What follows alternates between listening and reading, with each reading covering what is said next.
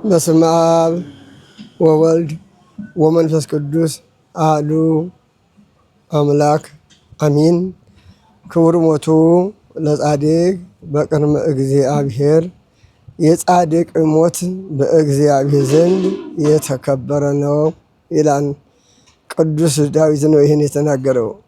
የእግዚአብሔር ልጆች በኢትዮጵያ ኦርቶዶክስ ተዋሕዶ ቤተክርስቲያን ምእመናን ሁላችሁም ከአባቶች ጀምሮ ምእመናን እንኳን ለዚህ ለተቀደሰው ለብፁዕ አባታችን ለአቡነ ገብረ ቅዱስ የዕረፍታቸው በዓል እንኳን አደረሳችሁ እያለሁ መልእክቴን አስተላልፋለሁ።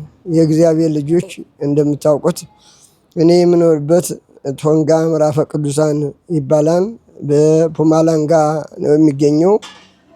ከነንስ ፍሬት አለፈ ብሎ ሞዛምቢክና ስዋዝላንድ ቦርደር አጠገብ ነው ያለው። ቤተክርስቲያኑ ብቸኛ ነው። መቼስ በእግዚአብሔር ዘንድ ያው ባህታውያን ድሮ ብቸኞች ናቸው። እንደ አጋጣሚ የምንከብረው እኛ እንጂ እግዚአብሔር አይደለም። የጻድቅ ሞት በእግዚአብሔር ዘንድ የከበረ ነው ይላል። ጻድቃንሰ ይሞቱ በእግዚኦሙ ነገዱ በመንግሥተ ሰማያት ይሁቦሙ ዘፈቀዱ። ጻድቃን አልሞቱም ከሞት ወደ ሕይወት ተሻገሩ እንጂ በእግዚአብሔር መንግሥት እግዚአብሔር የሚሽጡን ይሰጣቸዋል ይላል።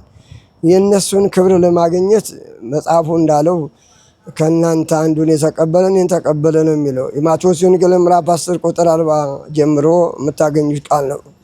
በነቢዩ ስም ነቢዩን የተቀበለ የነቢዩን ዋጋ ያገኛል ይላል። አሁን መልእክቴን የማያስተላልፈው የብፁዕ አባታችን የአቡነ ገብረ ቅዱስ በዓላቸው ቅዳሜ ነው። ያ እንደምታውቁት ሀገሩ ሁሉም ሰራተኛ ስለሆነ እሁድ ነው የምናከብረው። ከዚህ ከጆሃንስበርግ በዙሪያ በፑማላንጋ በተለያዩ አካባቢ ያሉ ምዕመናን የሚመጡበት ቀን ነው።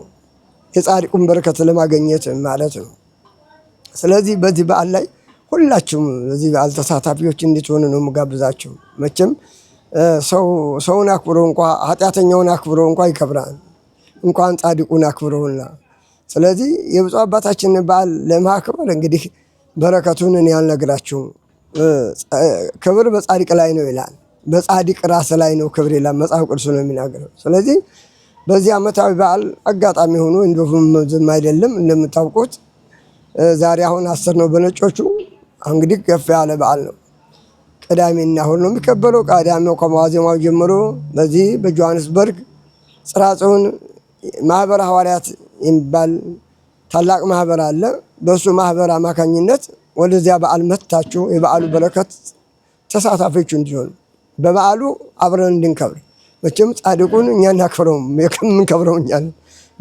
ባከበርን ሰዓት እኛ ነን እንከብረው። እንኳን ጻድቁን አጥውን ብናከብርም እግዚአብሔር ጥላትን ውደድ የሚል ተጽፏል።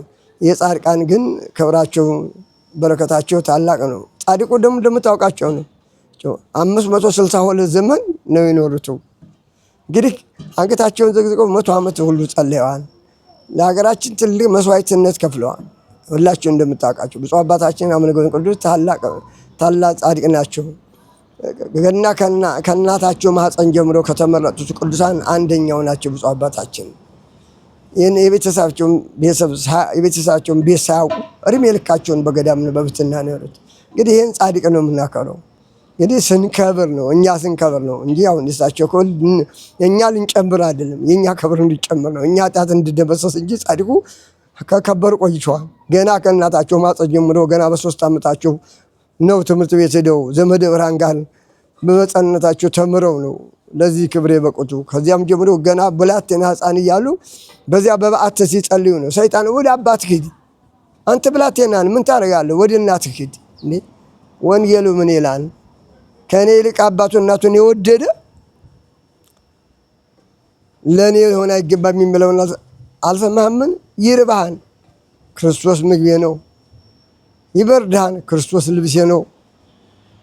እንዲህ አልሰማሁም? ሰይጣን አንገቱን ዘንበል አድርጎ አርጅቼ አሂድ በአብ በወልድ በመንፈስ ቅዱስም አንተ ሰይጣን ከኔ ራቅ ብለው ሰይጣንን ገና ሕፃንነት እያሉ ብላቴና እያሉ ሰይጣንን ያራቁ አባት ናቸው። እንግዲህ የእሳቸው ክብር እንግዲህ 562 ዘመን ምግብ ሳይበሉ ሳይጠጡ ነው።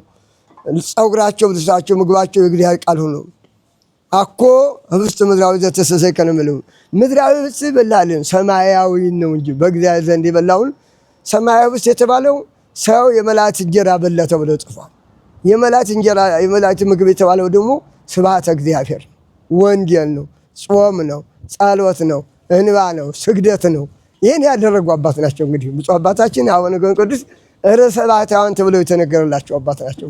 ስለሳቸው ብዙ ማለት ይቻላል። የእግዚአብሔር ልጆች እንዲሁ ለማጠይቅ ያህል ነው። ጊዜ የካሜራውን ጊዜ እንዳሉት የእግዚአብሔር ልጆች በዚያ ቀን መጥታችሁ በረከቱን እንድትቀበሉ ተስፋ አድርጋለሁ። ታውቁኛላችሁ። አባታችሁ ቀሲስ መዓዛ ነኝ። እግዚአብሔር ከሁላችን ጋር ይሁን። አመሰግናለሁ።